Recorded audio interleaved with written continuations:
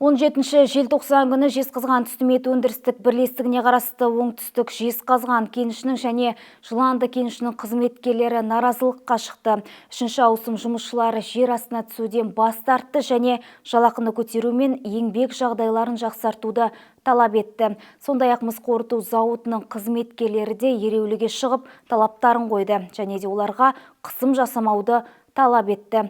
Талаптар тізіміне әлеуметтік және тұрмыстық мәселелер де кірді. Ереуілге шыққан кеншілер мен компания арасындағы келіссөздер әлі де жалғасып жатыр. Арнамыздың түсіру тобы осы ретте қала тұрғындары арасында сауалнама жүргізді. Пікірлер екіге бөлінді. Бірі қолдаса, бірі жалақының өсуі қымбатшылыққа кеп соғады дейді. Әсіресе Қазағымызда жұмыс істемейтін халық қиналып қалады деген пікірлер бар.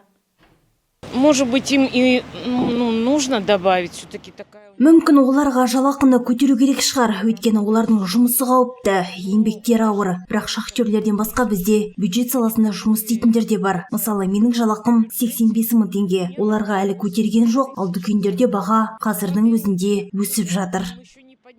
Как только пенсию добавляют и зарплату. Қазір баға қымбаттап жатыр. Жалақы өседі, бірақ жалақы көтерудің қандай мәні бар? Бастамау керек. Керісінше бағаны ұстап тұру қажет. Вообще за рабочий люд. Мен зейнеткермін. Бұрын мыс зауытында жұмыс істедім. Олардың мамандығы қауіпті. Сондықтан жалақыны көтеру керек.